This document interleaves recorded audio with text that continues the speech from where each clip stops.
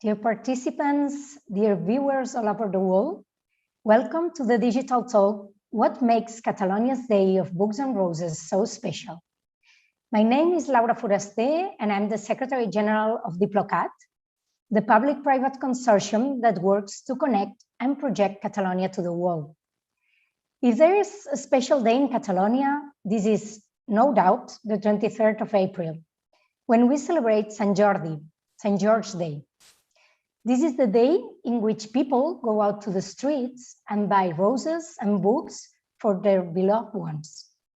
In just one day, in Catalonia, more than 1.5 million books and 6 million roses are sold. This means almost 1 rose per citizen. The unique atmosphere of the Day of Books and Roses is very hard to describe.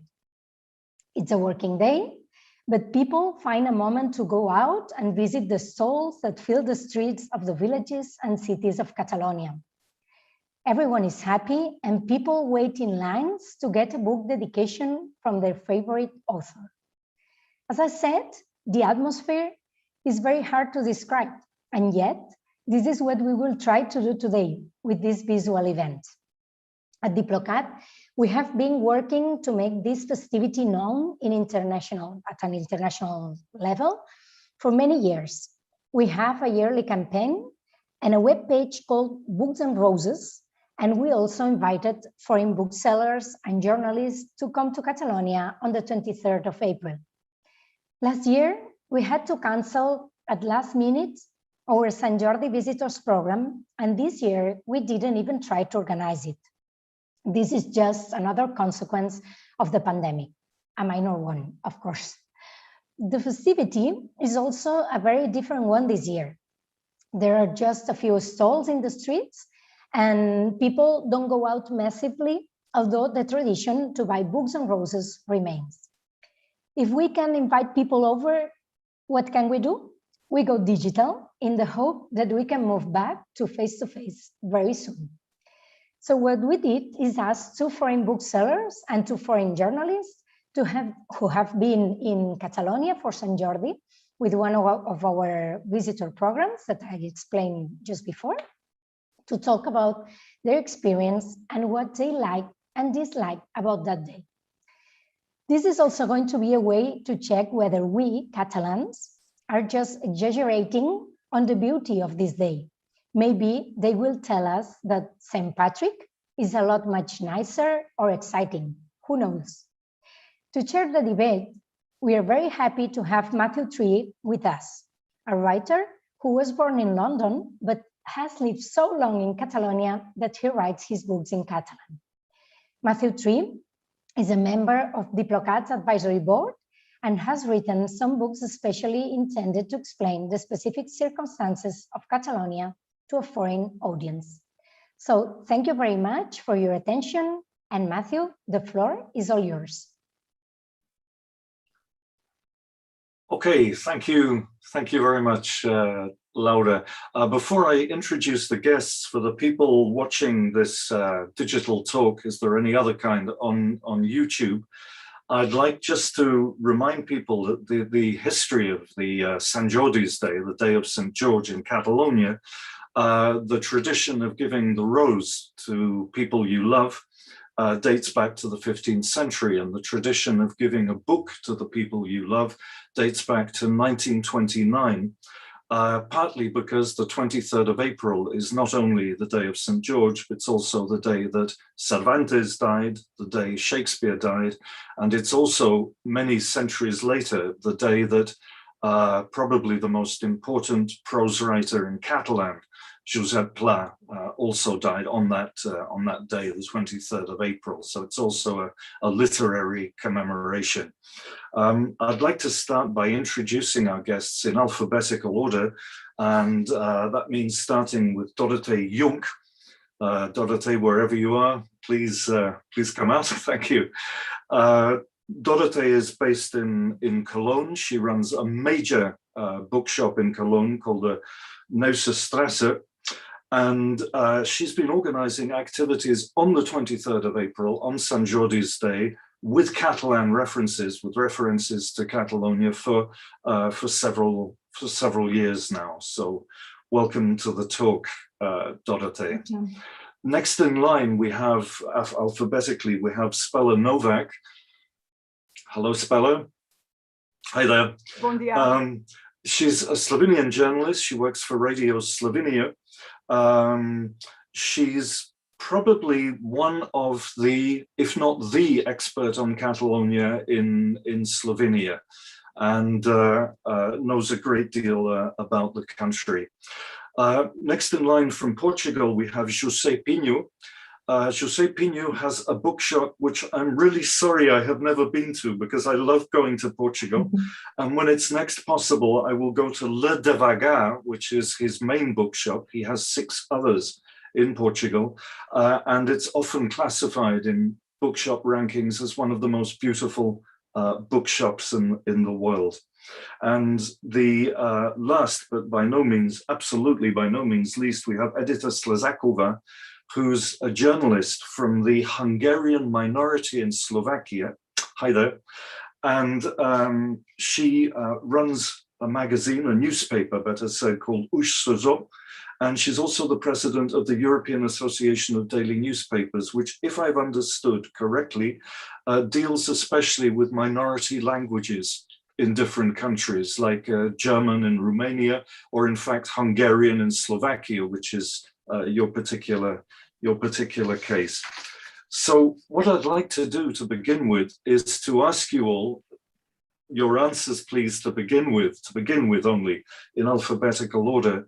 I know that all of you have visited a real pre-pandemic Sant Jordi's Day in recently 2016, 2017, more or less, depending on the person.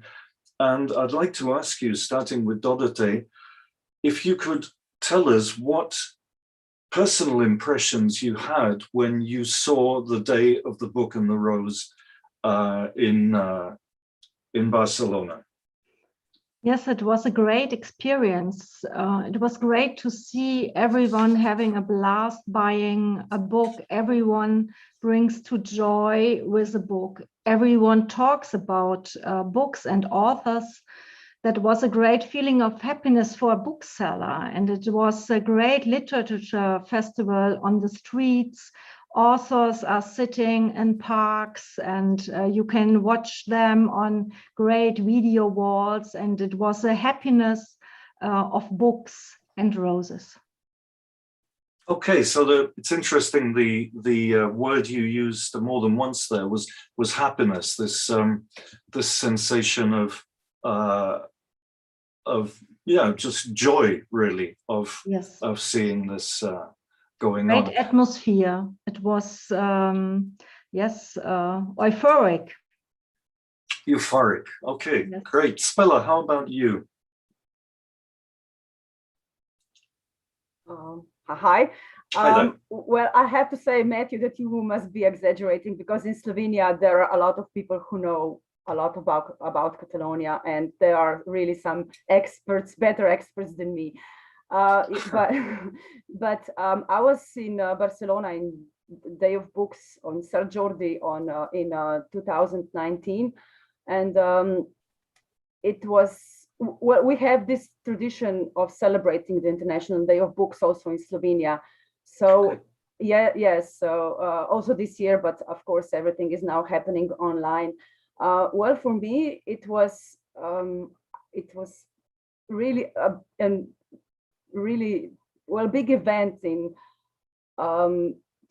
it was really great to see so many people outside. It felt like everybody, all the citizens in Catalonia were outside in La Rambla buying books. And also one other thing is, I have an impression that almost everybody who I met in Catalonia have written at least 1 or 2 books. I don't know if that's just an impression, but it seems like everybody is a writer in Catalonia. No, it's not true. It's not true. But yes, there are. For Catalonia having its relatively small population, 7.5 million, although you have the wider area of Catalan speakers, which is about 10 million, a lot of literature is being produced. And Sant Jordi is when you see that, because a lot of new titles, as you know, come out specifically for Sant Jordi.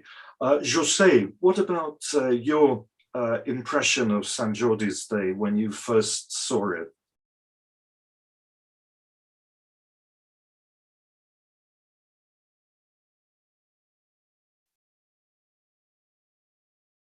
José? Okay. Went there in Barcelona and in other cities, Catalonia cities. It was a great surprise to see all people celebrating books and roses. The roses is different from the celebration of this day in other countries. And I remarked that all people stopped. The sensation it was that all activities stopped to take place to the books and roses. And in all streets, in all squares, in all over the cities, the books and the roses was the kings of this day, of this event. And the happiness of all people I meet there, it was very grateful for me. And it was a very good celebration for books and for the roses also. Okay. It was crazy. Huh? It was, it's not habitual to see this in another country or another city. It was very good for me and for the people that was with me in this visit, invited from you. Okay, thank you, by the way. Thank you for pointing out that, which I should have mentioned myself, that the Day of the Book and the Rose is celebrated in every town and village in Catalonia, not just Barcelona, although many visitors on that day only go to Barcelona. But as you said, I visited 2 or 3 cities in Catalonia, not just Barcelona. Mm-hmm. And it's It interesting. was the same. The atmosphere, it was the same. Right, and I like the way you use the adjective crazy, because when I first saw the Sant Jordi's Day, I just thought the same thing. This is absolute madness. It's something really crazy. Edita, what was your first impression of? I know you've been here for the real Sant Jordi's Day, the Day of Books and Roses. What was your? People have mentioned happiness, craziness, etc. What was your impression? Oh, thank you. At first, it was very excited for us to accept the invitation for Midas and to travel to Barcelona. And when we arrived, and then we got a possibility to take part on this event, then it was really a amazing experience to see such a lot of people, to feel this very positive energy of the people, and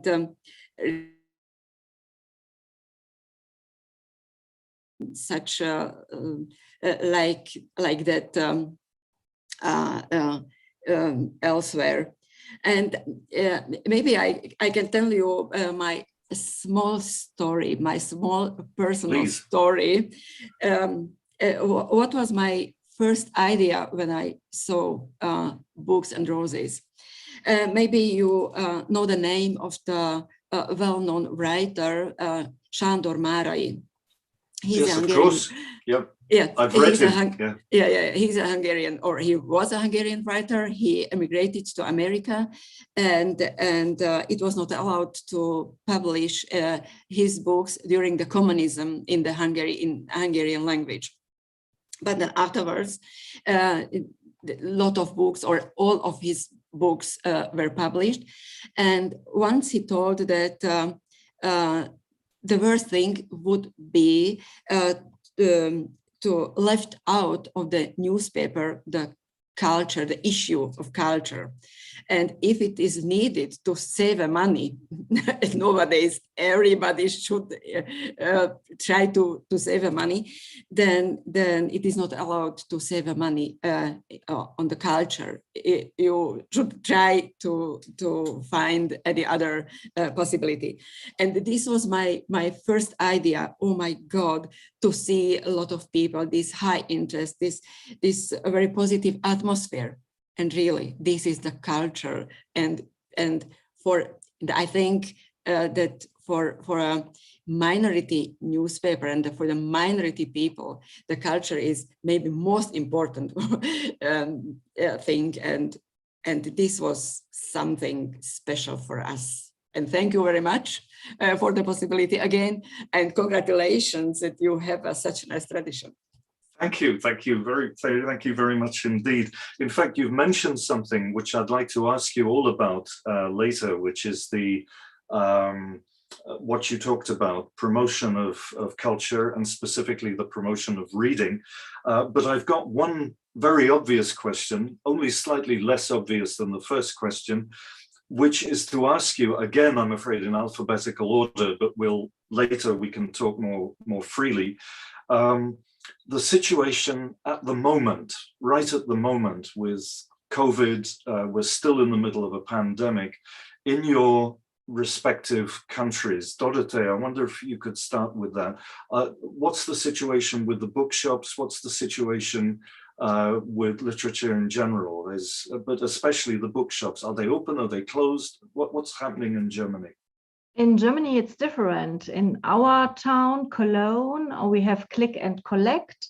In other towns like Berlin, the shops are, since the beginning of COVID, are open, the bookshop, because the government of Berlin says they are necessary like food. And in Cologne, they say, no, they are not necessary like food, and so you must close. So we have the click and collect. You can come to the door and can say, I want to get the new book of Julie C.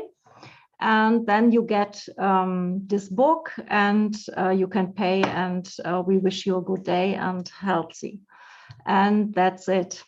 It's not, it's a little bit, but it's not enough.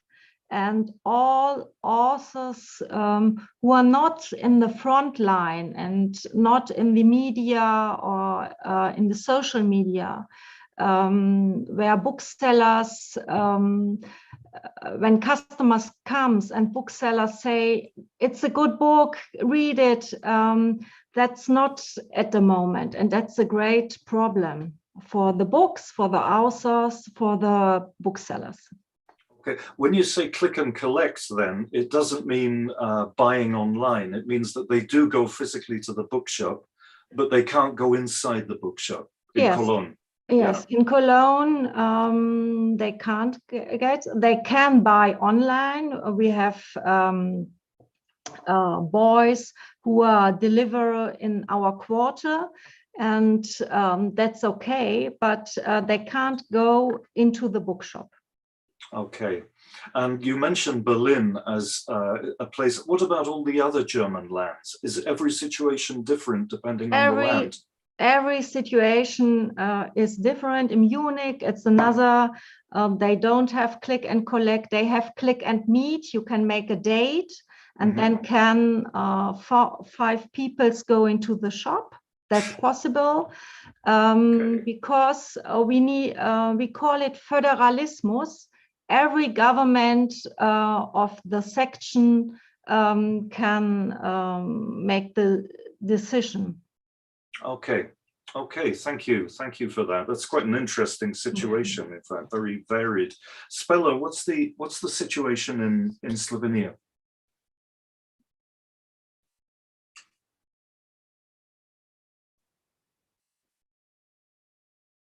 I'm sorry, I was muted. It's okay. No problem. It's worse than it could have been, because unfortunately our government is not like Berlin government, which says that food are as important. I mean, that books are as important as food. Well, the reality is that it's difficult to follow all the rules because they are changing from one day to another, and it's very confusing. And just for example, we had a lockdown at the beginning of April, and during that lockdown, bookstores were closed, so you couldn't buy a book physically, but you could buy a video game. So this is the situation in Slovenia. Now they are, well, everything is almost normal. Well, not really normal because of COVID, but I think it's still very, very bad for culture and for books and well, for anything. So the bookshops now in Slovenia are open, or? I think they can be open, yes. They're back open, more or less, like here. Okay. Yeah, but it's a paradox is that, you know, during the lockdown, when everything was open, almost everything was still open, they called it lockdown, and bookstores and libraries, they were closed. Yeah, and you mentioned that you could buy video games, but you couldn't buy... On the same street, you could buy a video game and you could not buy a book. Yeah. Because a different store. Okay. José, you have your bookshops in Portugal. What is the situation in Portugal with the COVID? The situation in Portugal is very, very strange, and still strange, because during the pandemic situation, we are obliged to close, but now we are open. We are open, and during the close, the bookshops can't sell books, but supermarkets could sell books. This is the strange situation in Portugal.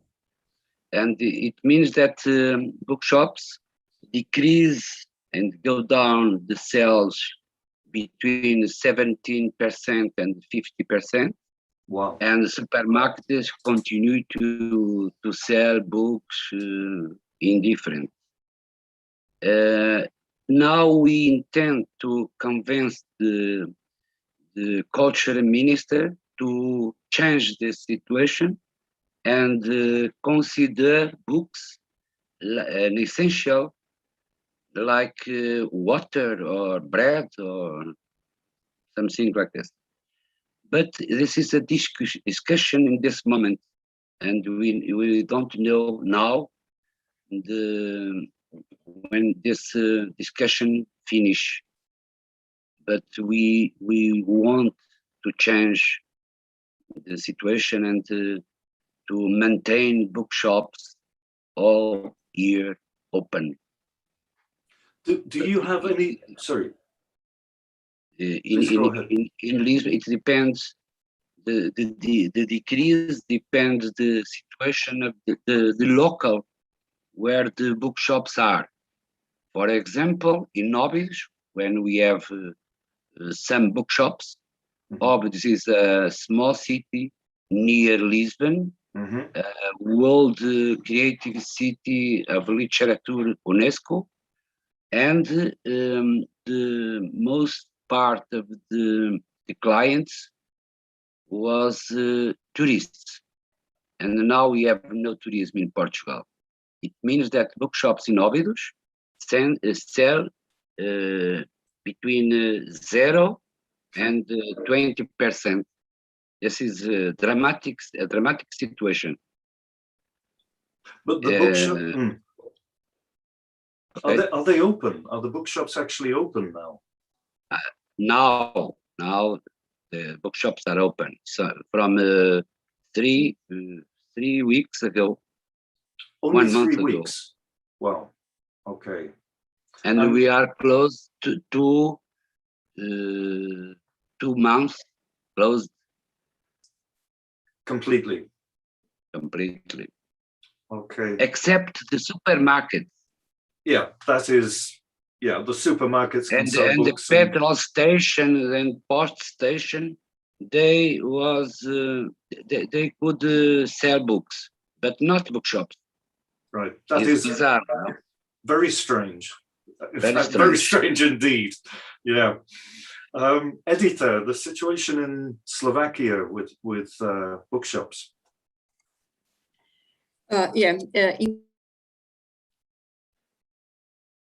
Sorry, yeah. It's okay now? Okay, thank you. The situation in Slovakia is not very nice as well. In the last 4 months, where the bookshops closed, and what was functioning, there was e-shops. And maybe a small story from our newspaper. What we did for one big bookshop chain who is selling quite a lot of Hungarian books as well.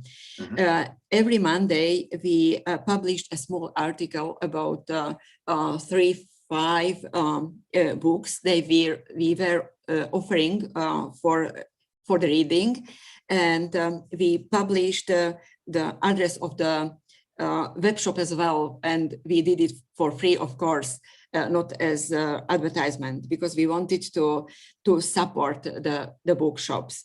Mm-hmm. What was interesting that, for example, Tesco, which is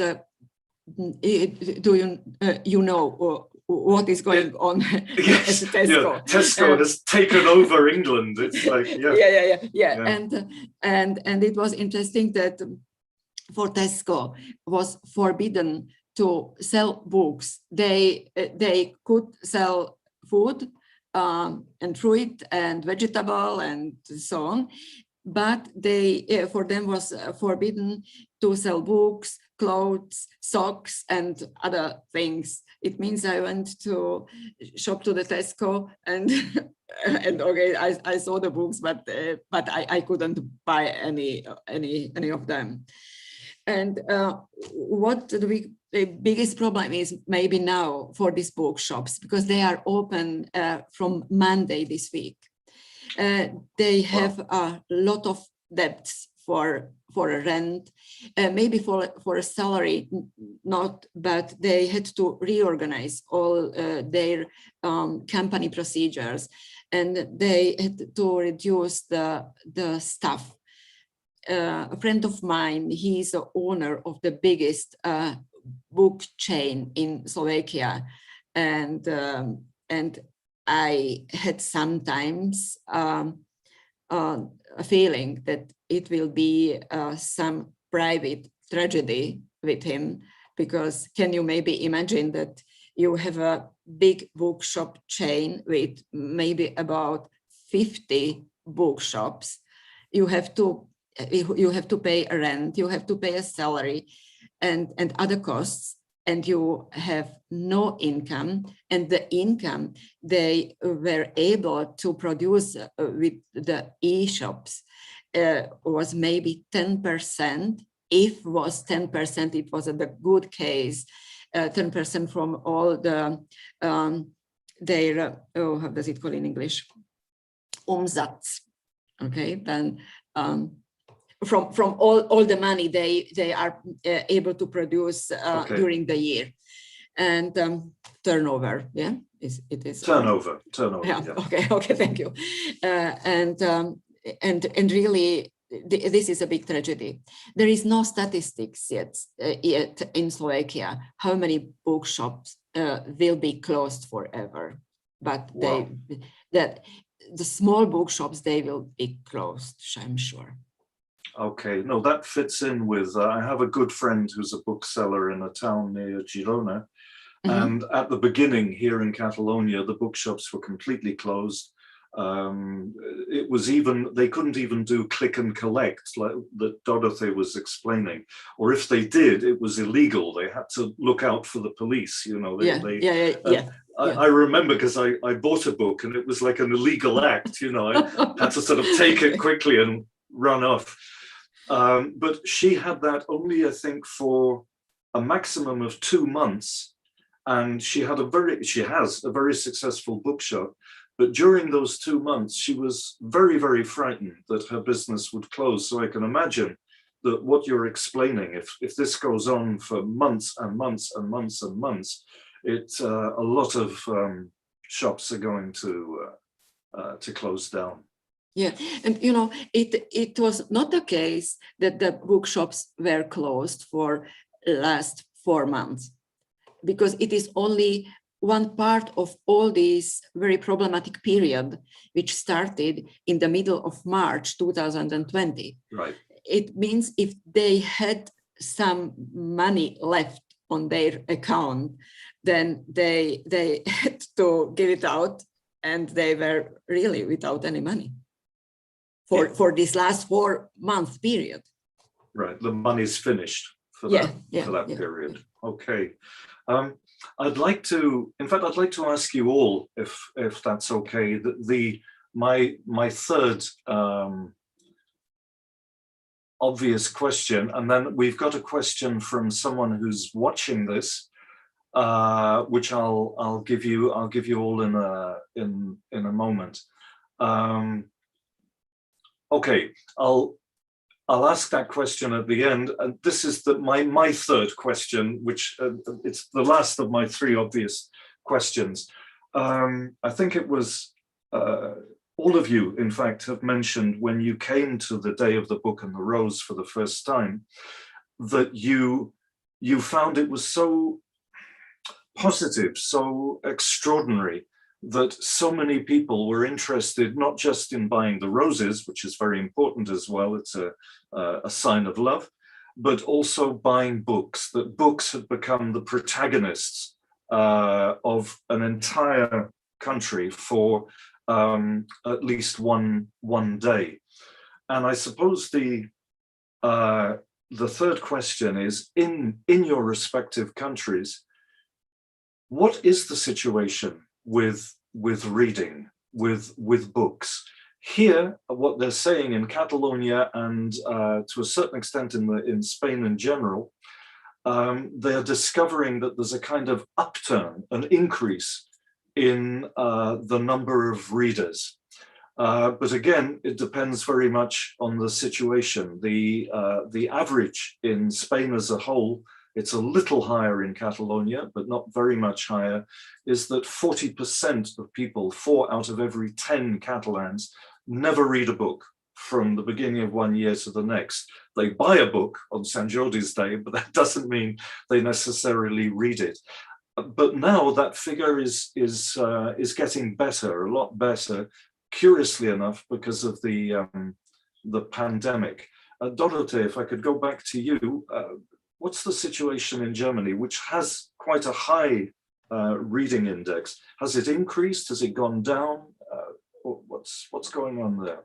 No, I think it's a revival of reading in Germany, because Netflix and Amazon Prime, everything has seen everything, and now they want to read. They want to read with the children.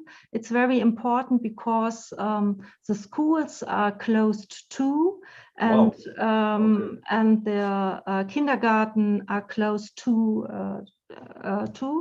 And so the parents want to build, to learn at home, and reading is a great thing to learn the language. And it's a great revival. Yes, I think so. And especially with children's books. Yes, children's books, but cooking books, very cooking books. Everyone wants to cook at home in a healthy way, and reading crime and things like this. Yes, it's a great revival, a revival for the independent bookstores too, because Amazon is a great problem in Germany. And in the local districts, the people know how important is your local bookstore, and that's fine. Okay, it's okay, fine. It's yeah, it's interesting you mentioned that, because just today in an English newspaper, The Guardian, there was a whole article that Netflix, which had a huge boom, huge expansion at the beginning of the pandemic, that's now going down exponentially. It's losing viewers because, as you said, people have watched almost everything they want to Yes. watch. Spela, what's happening in Slovenia with that? What was the situation before and after the pandemic when it comes to reading, to book selling? Yeah, well, this is really difficult question because it's like you said, people buy books and you don't know whether they are going to read them or not. If your friends, I mean, if you are a reader, you probably know people who do read. So it is, but you can only talk about those people around you. So you can't talk in general how people are as readers. But I would say the situation is quite similar as in Spain, that there are people who really read a lot. And we had some really popular internet sites about books, about reading, about new editions, about old editions, about used books and everything. But there are probably, I would say that on the other hand, there are people who read or hardly read a book a year or something. But it's really difficult question. It's like, politics, people around you mostly share the same view as you, but it doesn't mean that the majority of people are the same. So I'm sorry.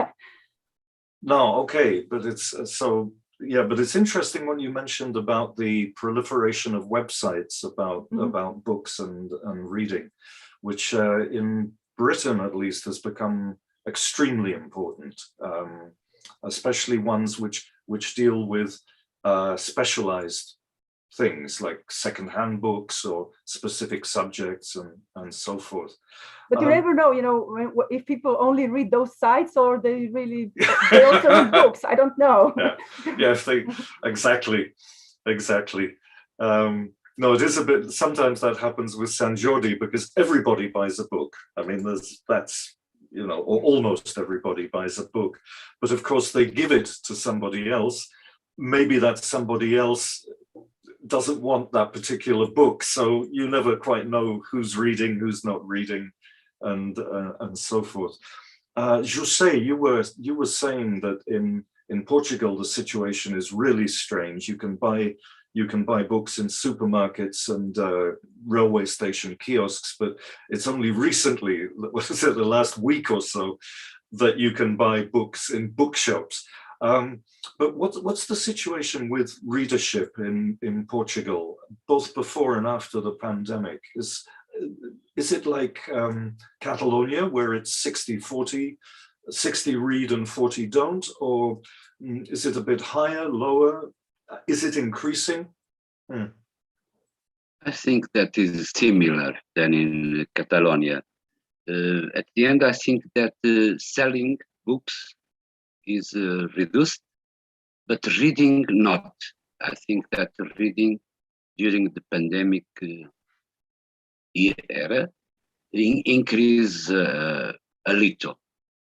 And this increase, I think that is due mainly for the illustrated books, books for children, travel books, and I think that people during the pandemic needs to read more, read more at home, and to read more at home, it means that they need books, and when bookshops are closed, they command books from the online shops.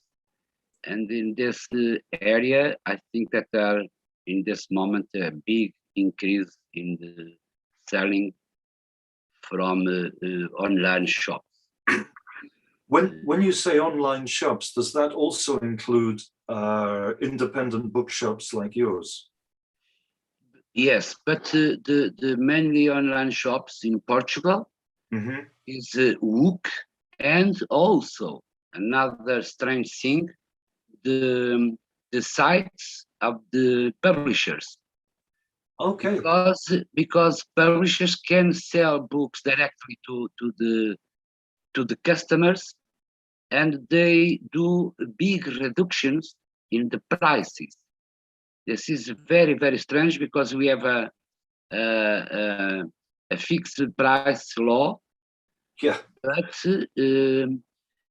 the sites of the publishers and Wook and Amazon can make big reductions during the pandemic, and is outside of the law. It's very, very strange. So I'm getting a very strange picture here of the situation in Portugal. You can buy books in supermarkets, not in bookshops. You can Yes. buy books direct from the publishers, even though it's illegal, because the Yes, prices yes, are yes, different. Yes. Yes. Okay. Okay, that's... I think that in this moment, this is the big problem. And I think also that next week, we present an alteration of the law to not permit to do this kind of the reductions in the price of books. Right. And I wait for this change in the law. Yeah, naturally enough, yeah. Oh, it's an extraordinary situation. Edita, I know from contacts and friends that in Slovakia, when it still formed part of Czechoslovakia many years ago, reading was a huge thing. Like, readership was very, very high. A lot of books were sold because under the previous regime, they were seen as a little window of freedom that you could. So I gather that that's changed now. Can you tell us a little bit about books and readers and the percentage of readers before and after the pandemic? Okay. Before the pandemic, the reading was connected to some seasons.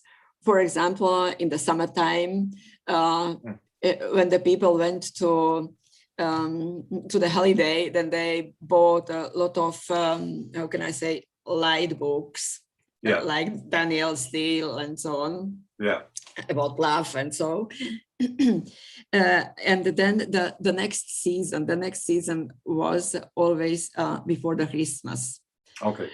And now when came the lockdown, then they happened maybe three interesting things. The first was that Netflix and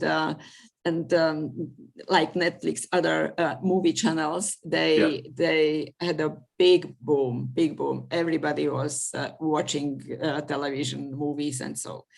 The next one, that a lot of people, they had find the books again. It means old books they had at home and they didn't read it, and so then they find it now. And the third one is that the young people, the students, they had closed the schools during the lockdown, and this new style of studying online, this is for them very tiring, and because they don't have any social contacts. They are really, I don't want to say that depressive, but maybe we can tell it so nowadays.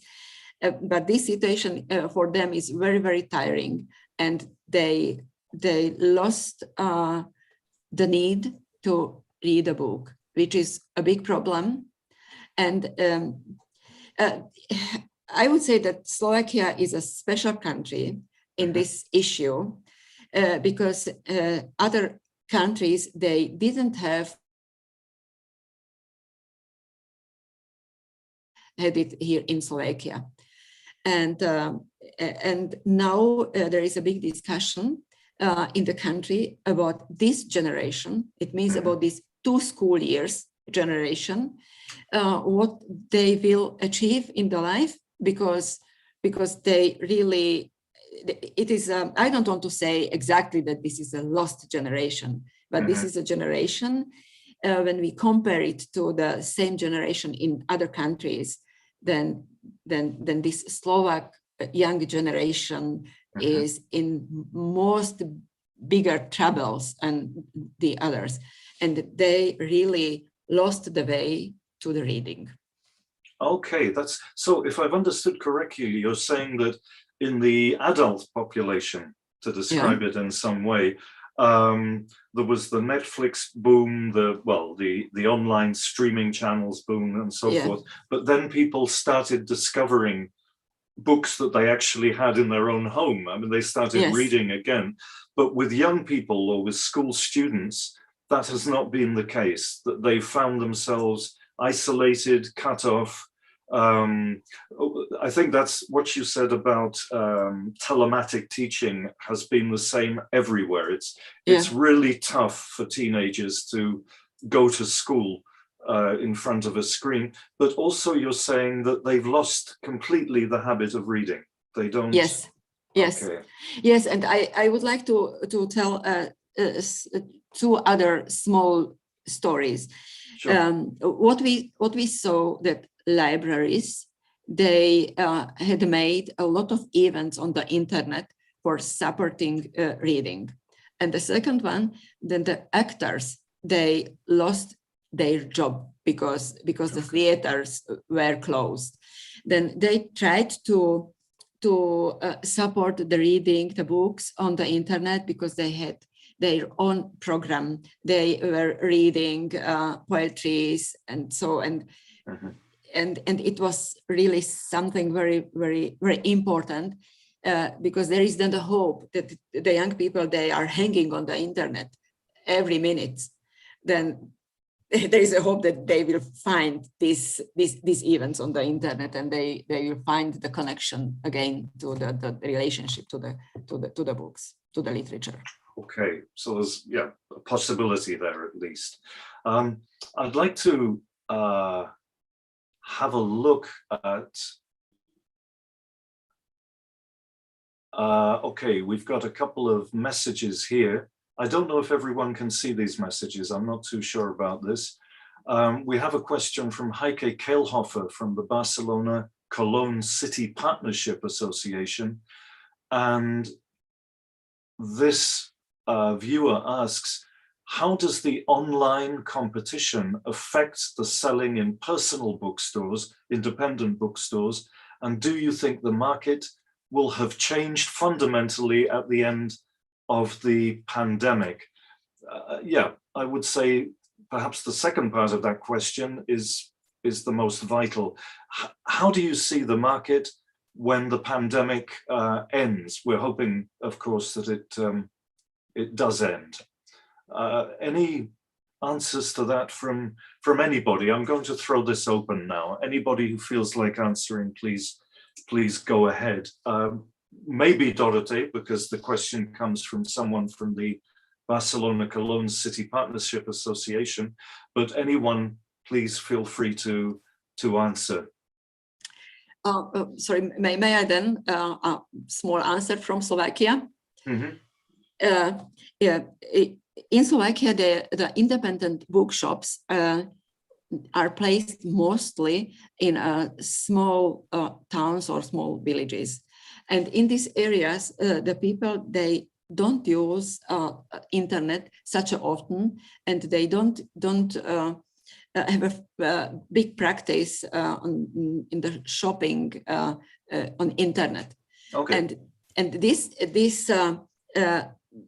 independent bookshops, they are in troubles, but they didn't lost such a lot of buyers than the big book chains. Okay. This is the experience in Slovakia. That's a very specific situation. Yeah, and what I exactly know in south of Slovakia, this situation is exactly as I said.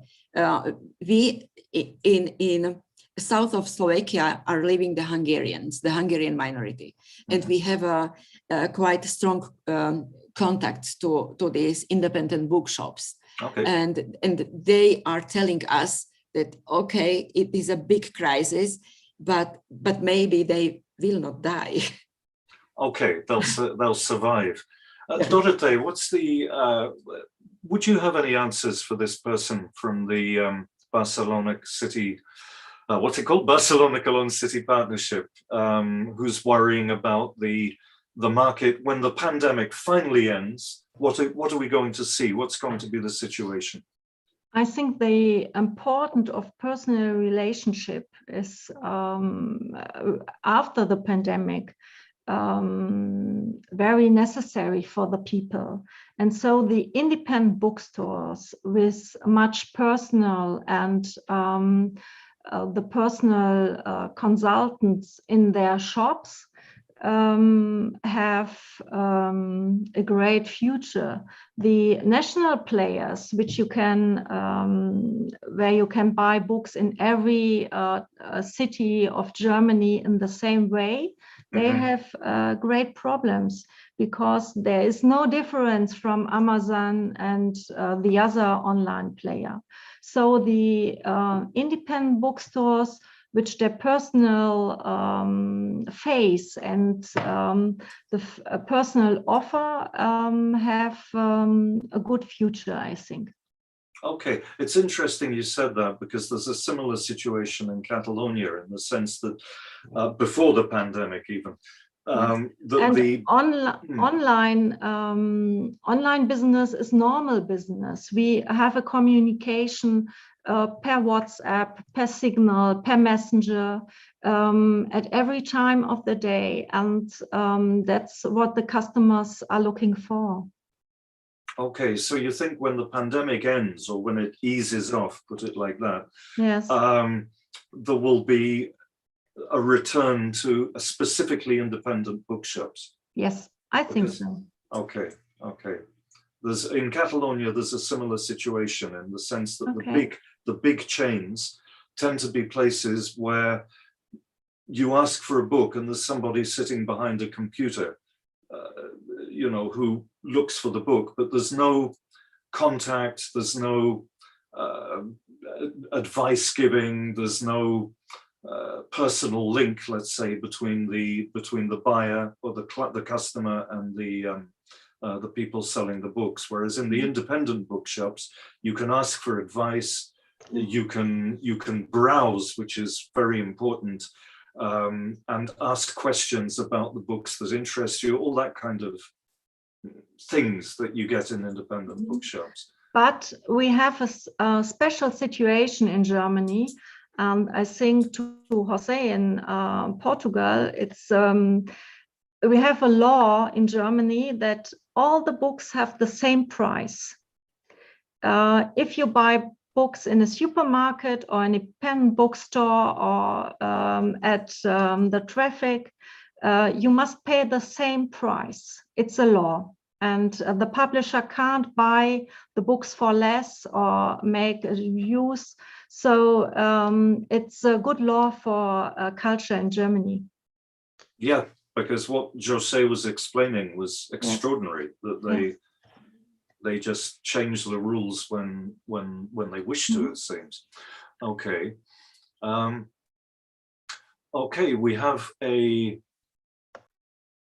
comment which I'll throw open to everybody. It's from a participant from a very interesting part of Catalonia called the Val d'Aran, where they actually speak a variant of the Occitan language called Aranese. It's a mountain area, and she has this comment for everybody on the digital talk. Children and young people read if they see parents reading. We've talked about the importance of young people reading because many schools are closed in many countries. Is that a comment that's true, that parents should read to encourage their children to read? I'll throw that open actually to anybody who wishes to reply.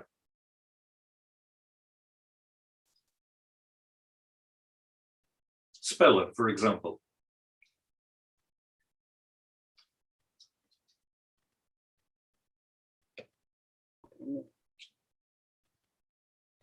Yeah, well, yes, I would agree with that, because it's the same with other activities such as sports, for example. But this situation with the pandemic is somehow specific, because we also, in Slovenia, we also have schools closed.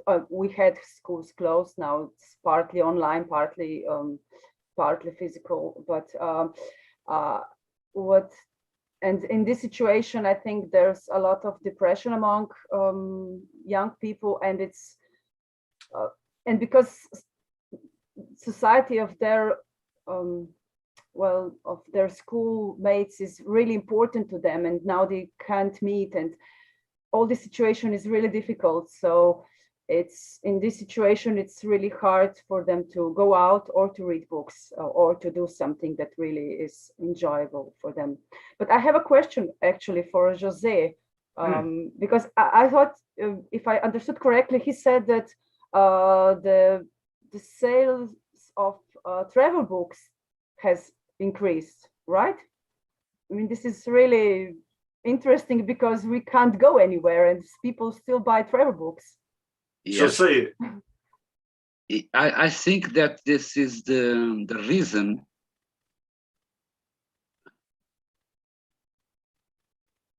I think that this is the reason why people read more books, more travel books, because they can't go outside, and reading travel books, they could to travel in all countries, in all places, maintaining at home. I think this is the reason. that's quite nice. People are reading travel books as if they were a kind of imaginative fantasy. That's great. Talking of travel, something I'd like to ask all of you as well, going back to the Sant Jordi's Day, the day of the book and the rose. I've lived here for, I think now, I lose count, 36 or 37 years.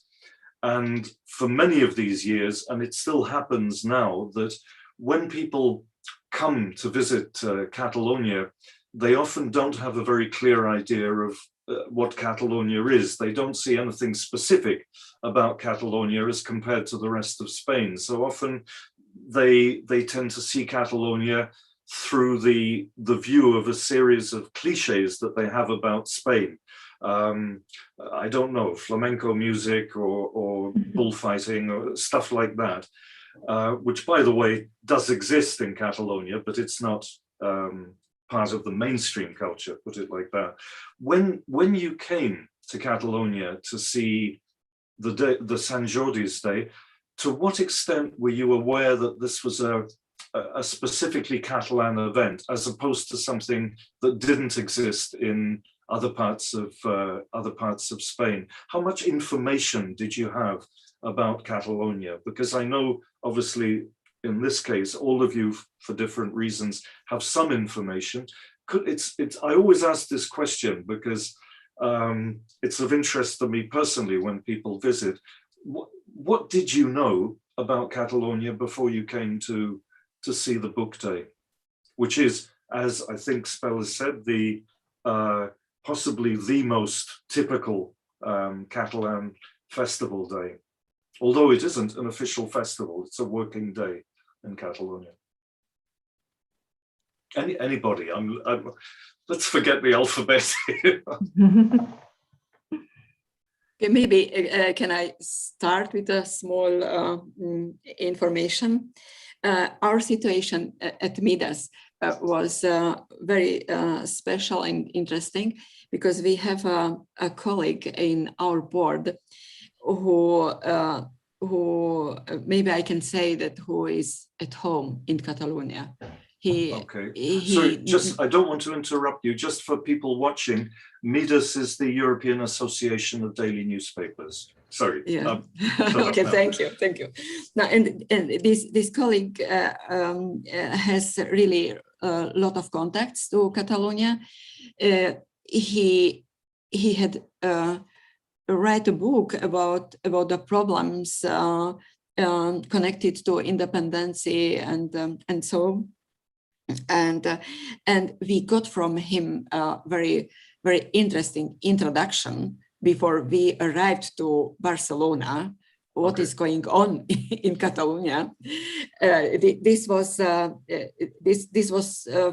for us very, very helpful. And the next very interesting information.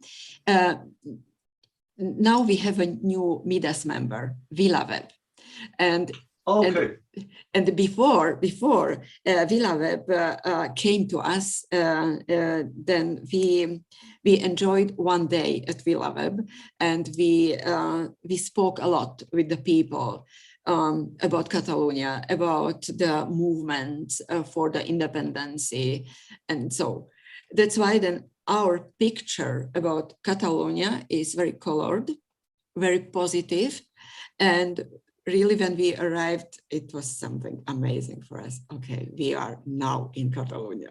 Okay, and they're all reading books. yes. Okay, just again for people watching from abroad, VilaWeb is an online news site. In fact, it's the pioneer in the whole of Spain. It was the very first online news site in the whole of Spain, and it covers the whole of the linguistic area of Catalonia, from French Catalonia all the way down to the Valencian area and so forth. So, okay, right. So you knew that. You had all that information. Anybody else? Yeah, well, Matthew, yes, I was following the informal voting in 2014 in Catalonia, and also the referendum in 2017. So coming to Sant Jordi and enjoying Day of Books in 2019 was really refreshing and something different from my other activities, if I may say, in Catalonia. So yes, I was otherwise following more political situation in Catalonia, and this was something different. So, and really refreshing in that way. Yeah, something cultural. Yes. In that sense. Great, Dorothea. Cologne is the partnership of Barcelona, and so we get from our association a lot of information about Barcelona and Catalonia, and we know the culture from Gaudi to authors of your town, and get great impressions of your special culture. That Catalonia is not Spain, and they are very special, and so we have yes, a lot of information because we have the close partnership between the towns. Okay, well, basically in the information I've been given, I know this, that you've for several years on the 23rd of April in your bookshop, you've organized events with Catalan references. Could you tell us a little bit more about that? Yes, we celebrate Sant Jordi in Cologne in front of our bookshop. We celebrate the World Day of Book in Germany too, but it's a gift day for children. And so we want to bring the happiness of Sant Jordi to Cologne. And in some years, we give a blind date with a book to the people with a rose and a book. And all the people can write their favorite words. And we make a small quiz about Barcelona. And in our window, we have a display book of Catalan authors. So wow. Okay. Yes, we bring the spirit, not the sun, but the spirit from Barcelona to Cologne. Okay, sorry, you said something about blind dates. Yes. What's that exactly? A blind date with a book is you make a package about a book, and then you can look which book do you want to prefer, and you take it. So you have a blind date. Okay, okay, fine. Jose, what about you? Have you ever organized an international book day on the 23rd of April with a Catalan reference? In Portugal, we try to to celebrate this day, Book Day, the World Book Day, but we can do the same, because the difference between what we do here in Portugal in this day and what they do in Catalonia, I think that is the movement. For me, the most important in the Books and Roses Day is this kind of Occupy Streets. And this movement, Occupy Streets, we can not do the same in Portugal.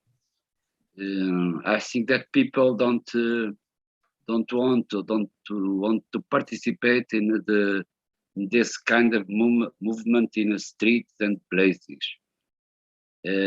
So for us here in Portugal, the Book Day is celebrated by to do some events in bookshops or in other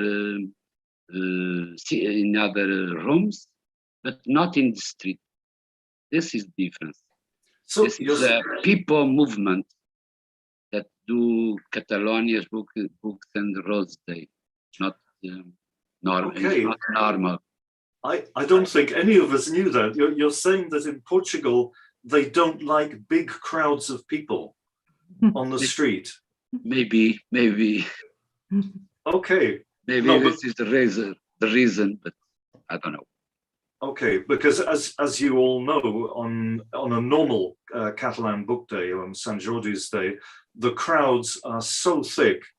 Yes. And I remember on different occasions when I published a book, that the writers have to move from stand to stand all through the day to do signing sessions. And I remember trying to force my way through these crowds, but they were so tight. It was like being on the metro in the rush hour. It was that packed. But, this is unique in Barcelona. Yeah. In Catalonia. Yeah, that kind of crowding. Okay. Yeah. Okay. That's great. One detail, by the way, which has changed this year. Spella mentioned the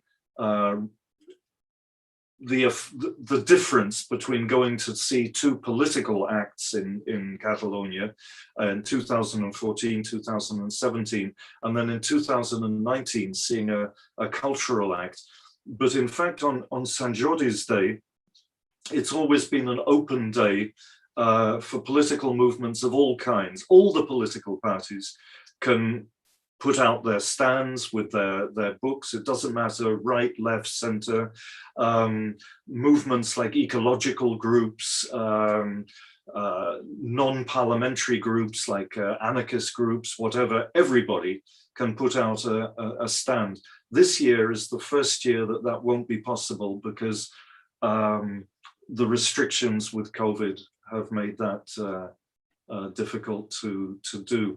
I don't know if any of you found that strange when you were visiting the Catalan Book Day, that of course you have the books, basically fiction, some non-fiction, some, let's say, media-based books by TV presenters and things like that. But you also, alongside that, you have political parties, you have ecological groups, and so forth. Did that surprise you, or was it something you didn't really notice very much? May I? Yeah, sure. Well, I was surprised that there were not more of this, because that was the year 2019, the year of political prisoners. There was a trial going on against 9 Catalan political leaders. So yes, I was surprised because I didn't see more of such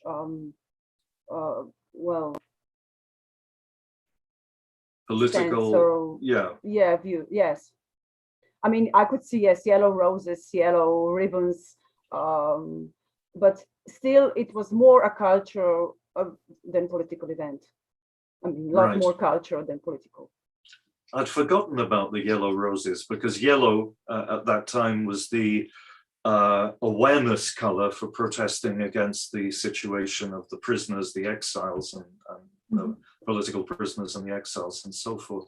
Did anybody else notice that that there was a kind of double side to Sant Jordi's Day? It's mainly, of course, a celebration of books of all kinds, but there's also a little part of it which has well, where it sells political books also of all kinds.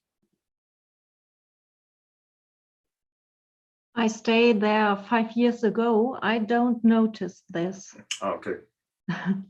No, because it is a minority aspect of the day, but it's okay. Maybe a small notice from me that for me it was a little bit unusual to see that the political parties, they took a part in this event, but it was for me okay. I didn't have with this any problem. Just I could compare to the situation in Slovakia, that the politicians, they don't mix themselves into the culture just only before the elections, in the form that some of the chiefs of political parties, they are publishing their own cookbook, and then and they try to put it in our magazines as a supplement. And of course, it is always a big topic in our publishing houses. Is it good or not, and how much they should pay for this political advertisement and so.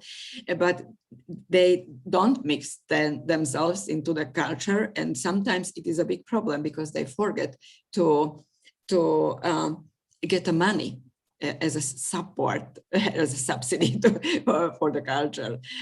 That's why. Yeah. I like this practice in Catalonia, I would say. Okay. No, the condition of any political group that has a stand is they have to sell books. They have to sell books. For many years here on Sant Jordi's Day, there was a huge controversy, a mild controversy, but a very widespread controversy about real writers, people who may have worked for 5 or 6 or 7 or 10 years on a book, and what they called mediatic writers. In other words, people who presented a program, weathermen,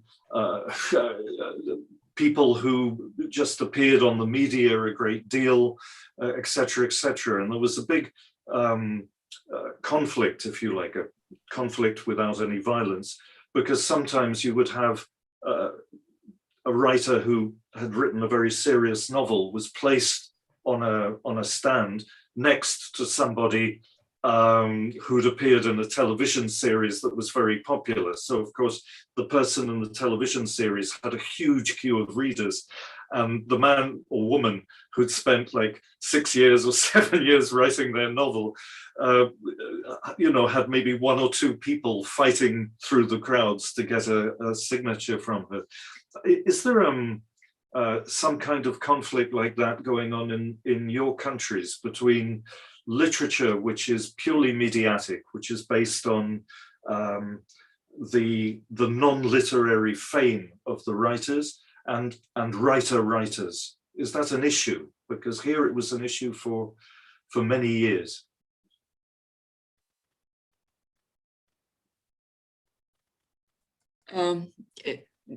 We have now in Slovakia a very interesting situation with one guy who works for a television, and he's well known, and he had wrote a book about corruption, and it was made a movie from this book as well. And of course, in this case, now. But I would say that it was an interesting situation, and that the people paid such a lot of attention to this guy. It was okay, because the book is a book with a really high value. Right. And it is not the case when some celebrity writes something which is more or less okay, or less okay than more okay, and this was not the case. But yeah, other case I'm not able to tell you from Slovakia, but this was really something significant, and it was very positive. Right. Okay. Okay. Well, Any other? Yeah. We are, if it's just my opinion, we are such a small market, well, 2 million people, that we are happy to see any book being published. So I don't think that we have such a discussion here.